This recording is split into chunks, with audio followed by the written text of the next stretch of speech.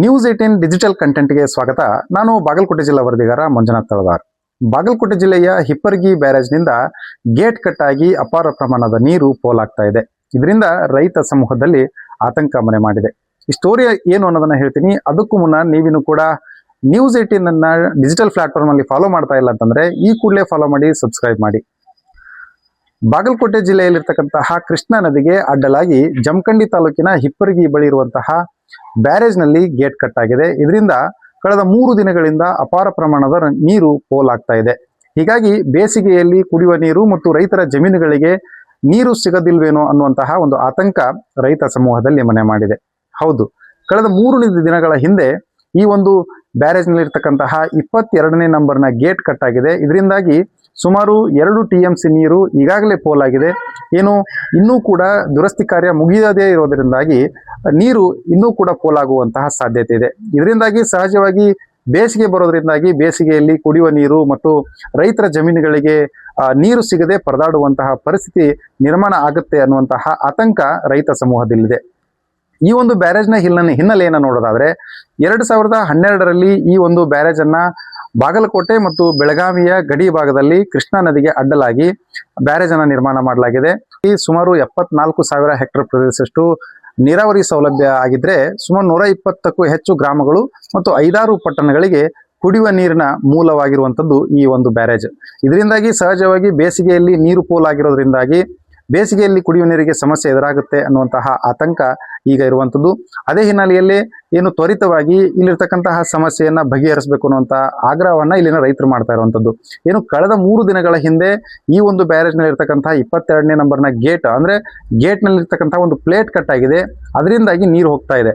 ಸುಮಾರು 40 ಗಂಟೆಗಳಲ್ಲಿ 2 TMC ಅಷ್ಟು ನೀರು ಪೋಲಾಗಿದೆ ಅನ್ನುವಂತಹ ಅಂದಾಜನ್ನ ಅಧಿಕಾರಿಗಳು ನೀಡಿರುವಂಥದ್ದು.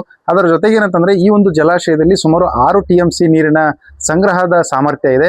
ಇದರಿಂದಾಗಿ ಏನು ಅಕ್ಕಪಕ್ಕದ ಬಾಗಲಕೋಟೆಯ ಜಿಲ್ಲೆಯ ಕೆಲವೊಂದಿಷ್ಟು ಗ್ರಾಮಗಳು ಮತ್ತು ಬೆಳಗಾವಿ ಜಿಲ್ಲೆಯ ಒಂದಿಷ್ಟು ಗ್ರಾಮಗಳು ನೀರಾವರಿಗೆ ಒಳಪಡ್ತಾ ಇತ್ತು.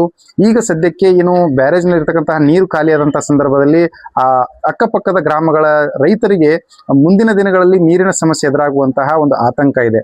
ಅದರ ಜೊತೆಗೇನೆ ಕುಡಿಯುವ ನೀರಿಗೂ ಕೂಡ ಈ ಒಂದು ಬ್ಯಾರೇಜ್ ನಿಂದಾಗಿ ಏನು ಕಾಗವಾಡ ಪಟ್ಟಣ ಆಗಿರ್ಬೋದು, ಅಥಣಿ ಪಟ್ಟಣ ಆಗಿರ್ಬೋದು, ಜಮಖಂಡಿ ನಗರ ಆಗಿರ್ಬೋದು, ಸುಮಾರು 4-5 ಪಟ್ಟಣ ಪ್ರದೇಶಗಳು ಮತ್ತು ನಗರ ಪ್ರದೇಶಗಳಿಗೆ ಇದೇ ಒಂದು ಬ್ಯಾರೇಜ್ ನಿಂದ ನೀರನ್ನ ಸರಬರಾಜು ಮಾಡಲಾಗುತ್ತೆ. ಆ ಹಿನ್ನೆಲೆಯಲ್ಲಿ ಇದೀಗ ಅಧಿಕಾರಿಗಳು ಕೂಡ ತ್ವರಿತವಾಗಿ ಇದನ್ನ ಸರಿಪಡಿಸಬೇಕು ಅಂತ ಹೇಳಿ ಪ್ರಯತ್ನವನ್ನ ಮಾಡ್ತಾ ಇದ್ರು ಕೂಡ ಕಳೆದ 3 ದಿನಗಳಿಂದ ಈ ಒಂದು ಗೇಟ್ ಕಟ್ ಆಗಿ ಏನು ದುರಸ್ತಿ ಕಾರ್ಯ ನಡೀತಾ ಇದೆ, ಇದಕ್ಕೆ ಸಾಕಷ್ಟು ಅಡೆತಡೆಗಳು ಬರ್ತಾ ಇದೆ ಅನ್ನುವಂತಹ ಮಾಹಿತಿ ಕೂಡ ಲಭ್ಯ ಆಗಿರುವಂತದ್ದು. ಸದ್ಯ ಏನು ನೀರಾವರಿ ಇಲಾಖೆಯ ಇಂಜಿನಿಯರ್ಗಳು ಮತ್ತು ನುರಿತ ಸಿಬ್ಬಂದಿಯಿಂದ ಈ ಒಂದು ಗೇಟ್ ನ ದುರಸ್ತಿ ಕಾರ್ಯವನ್ನ ಮಾಡಿಸ್ತಾ ಇದ್ದಾರೆ. ಆದ್ರೆ ಗೇಟ್ ಕೆಳಭಾಗದಲ್ಲಿ ಆ ಪ್ಲೇಟ್ ಬೆಂಡ್ ಆಗಿರೋದ್ರಿಂದಾಗಿ ಆ ಮೇಲ್ಗಡೆ ಅಂದ್ರೆ ಗೇಟ್ ಅನ್ನ ಸಂಪೂರ್ಣವಾಗಿ ಮೇಲಕ್ಕೆ ಎತ್ತಿ ಅದನ್ನ ರಿಪೇರಿ ಮಾಡಿ ಮತ್ತೆ ಹಾಕಬೇಕು ಅನ್ನುವಂಥದ್ದಕ್ಕೆ ಏನ್ ಪ್ರಯತ್ನ ನಡೀತಾ ಇದೆ, ಇದಕ್ಕೆ ಆ ಗೇಟ್ ಬೆಂಡ್ ಆಗಿರುವಂತದ್ದೇ ಸಮಸ್ಯೆ ಎದುರಾಗಿದೆ ಅನ್ನುವಂಥದ್ದನ್ನ ಅಧಿಕಾರಿಗಳು ಮಾಹಿತಿಯನ್ನ ನೀಡ್ತಾ ಇದ್ರು. ಸದ್ಯ ಇದೀಗ ಏನು ತುಂಗಭದ್ರಾ ಜಲಾಶಯದ ಇರ್ತಕ್ಕಂಥ ಸಿಬ್ಬಂದಿಗಳು ಕೂಡ ಇಲ್ಲಿಗೆ ಬಂದು ಆ ಒಂದು ದುರಸ್ತಿ ಕಾರ್ಯವನ್ನ ಮಾಡ್ತಾ ಇದ್ದಾರೆ ಅನ್ನುವಂತಹ ಮಾಹಿತಿ ಇದೆ. ಏನು ಅಧಿಕಾರಿಗಳು ಹೇಳುವ ಪ್ರಕಾರ ನಾಳೆ ಒಳಗಡೆ ದುರಸ್ತಿ ಆಗುತ್ತೆ ಅನ್ನುವಂಥದ್ದಾದ್ರೂ ಕೂಡ ಕಳೆದ 3 ದಿನಗಳಿಂದ ಈ ಒಂದು ಕೆಲಸ ನಡೀತಾ ಇದೆ. ಏನು ಒಂದೇ ದಿನದಲ್ಲಿ ಕೆಲಸ ಮುಗಿಸ್ತೀವಿ ಅನ್ನುವಂತಹ ಮಾತುಗಳನ್ನ ಅಧಿಕಾರಿಗಳು ಹೇಳಿದ್ರು. ಆದ್ರೆ ಇಲ್ಲಿ ಸಾಕಷ್ಟು ಅಡಚಣೆಗಳು ಎದುರಾಗ್ತಾ ಇರೋದ್ರಿಂದಾಗಿ ದುರಸ್ತಿ ಕಾರ್ಯ ವಿಳಂಬ ಆಗ್ತಾ ಇದೆ.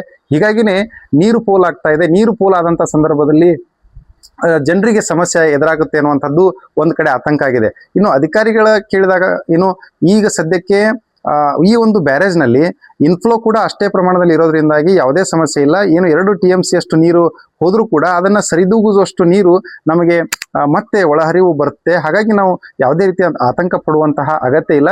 ಸದ್ಯಕ್ಕೆ ದುರಸ್ತಿ ಕಾರ್ಯವನ್ನ ಆದಷ್ಟು ಶೀಘ್ರದಲ್ಲೇ ಮುಗಿಸ್ತೀವಿ ಅನ್ನೋ ಮಾತುಗಳನ್ನ ಹೇಳ್ತಾ ಇದ್ದಾರೆ. ಆದ್ರೆ ಈ ಒಂದು ಬ್ಯಾರೇಜ್ ಪದೇ ಪದೇ ಯಾಕೆ ಇಂತಹ ಒಂದು ಸಮಸ್ಯೆಗೆ ಒಳಗಾಗುತ್ತೆ ಅನ್ನುವಂಥದ್ದು ಇಲ್ಲಿ ಸಾರ್ವಜನಿಕರ ಪ್ರಶ್ನೆ ಆಗಿರುವಂಥದ್ದು. ಜಲಾಶಯಗಳು ಅಂತಂದ್ರೆ ಅವು ಕುಡಿಯುವ ನೀರಾಗಿರ್ಬೋದು ಮತ್ತು ರೈತರ ಜಮೀನುಗಳಿಗಾಗಿರ್ಬೋದು ನೀರನ್ನು ಒದಗಿಸುವಂತಹ ಜೀವನಾಡಿ. ಹೀಗಾಗಿನೇ ಇದೇ ಒಂದು ಜಲಾಶಯ ಮತ್ತು ಬ್ಯಾರೇಜ್ಗಳನ್ನ ಅವಲಂಬಿಸಿಕೊಂಡು ಸಾವಿರಾರು ಸಂಖ್ಯೆಯ ರೈತರು ಮತ್ತು ಗ್ರಾಮಗಳ ಜನರು ಆ ಒಂದು ಬ್ಯಾರೇಜ್ನ ಮೇಲೇನೆ ಅವಲಂಬಿತರಾಗಿರ್ತಾರೆ. ಹೀಗಾಗಿ ಇವುಗಳನ್ನ ಅತಿ ಎಚ್ಚರದಿಂದ ಇವನ್ನ ನೋಡ್ಕೊಳ್ಳುವಂತಹ ಜವಾಬ್ದಾರಿಯನ್ನ ಇಲಾಖೆ ನಿರ್ವಹಿಸಬೇಕು. ಆದ್ರೆ ಎಲ್ಲೋ ಒಂದ್ ಕಡೆ ಬ್ಯಾರೇಜ್ ನಲ್ಲಿ ಪದೇ ಪದೇ ಇಂತಹ ಒಂದು ಎರಡನೇ ಬಾರಿಗೆ ಈ ರೀತಿಯಾಗಿ ಗೇಟ್ ಕಟ್ ಆಗಿ ಸಮಸ್ಯೆ ಎದುರಾಗಿರೋದನ್ನ ನೋಡಿದಂತ ಸಂದರ್ಭದಲ್ಲಿ ಇಲ್ಲಿ ಅಧಿಕಾರಿಗಳ ಲೋಪ ಇದೆಯಾ ಅಥವಾ ಏನ್ ಸಮಸ್ಯೆ ಅನ್ನೋದ್ರ ಬಗ್ಗೆ ಪ್ರಶ್ನೆ ಮಾಡುವಂತಹ ಸ್ಥಿತಿ ಬಂದಿದೆ. ಸದ್ಯಕ್ಕೆ ಇದ್ರ ಬಗ್ಗೆ ಸರ್ಕಾರ ಗಂಭೀರವಾಗಿ ಚಿಂತನೆಯನ್ನ ನಡೆಸಬೇಕಾಗಿದೆ. ಇಂತಹ ಬ್ಯಾರೇಜ್ಗಳಾಗಿರ್ಬೋದು, ಜಲಾಶಯಗಳಾಗಿರ್ಬೋದು, ಇವುಗಳಲ್ಲಿ ಸೂಕ್ತವಾದಂತಹ ನಿರ್ವಹಣೆಯನ್ನು ಕೈಗೊಂಡು ಅವುಗಳಲ್ಲಿ ಯಾವುದೇ ರೀತಿಯ ಸಮಸ್ಯೆಗಳು ಆಗದ ರೀತಿಯಲ್ಲಿ ನೋಡ್ಕೊಳ್ಬೇಕು ಅನ್ನುವಂತಹ ಮಾತುಗಳು ಎಲ್ಲೆಡೆ ಕೇಳಿ ಬರ್ತಾ ಇರುವಂತದ್ದು. ಸದ್ಯ ಇದೀಗ ಹಿಪ್ಪರಗಿ ಬ್ಯಾರೇಜ್ನ ಪರಿಸ್ಥಿತಿ ಇನ್ನೂ ಕೂಡ ದುರಸ್ತಿ ಕಾರ್ಯ ನಡೀತಾ ಇದೆ. ಯಾವಾಗ ಇದನ್ನ ಅಧಿಕಾರಿಗಳು ಪೂರ್ಣಗೊಳಿಸ್ತಾರೆ, ಸಿಬ್ಬಂದಿಗಳು ಪೂರ್ಣಗೊಳಿಸ್ತಾರೆ ಅನ್ನುವಂಥದ್ದನ್ನ ಕಾದು ನೋಡಬೇಕಾಗಿದೆ. ಮಂಜುನಾಥ್ ತಳವಾರ್, ನ್ಯೂಸ್ 18 ಕನ್ನಡ, ಬಾಗಲಕೋಟೆ. ನಿರ್ಭೀತ, ನಿಷ್ಪಕ್ಷಪಾತ, ವಿಶ್ವಾಸಾರ್ಹ ಸುದ್ದಿಗಳಿಗೆ ಮತ್ತೊಂದು ಹೆಸರಾಗಿರೋ ನ್ಯೂಸ್ 18 ಕನ್ನಡ ಈಗ ಆಪ್ನಲ್ಲೂ ಲಭ್ಯ ಇದೆ. ದಯವಿಟ್ಟು ಇಲ್ಲಿರೋ QR ಕೋಡ್ ಅನ್ನ ಸ್ಕ್ಯಾನ್ ಮಾಡಿಕೊಂಡು ಆಪ್ ಡೌನ್ಲೋಡ್ ಮಾಡೋದಕ್ಕೆ ಮರಿಬೇಡಿ. ನಿಮ್ಮ ಬೆಂಬಲ ಹೀಗೆ ಸದಾ ನಮ್ಮೊಂದಿಗಿರಲಿ. ಧನ್ಯವಾದ.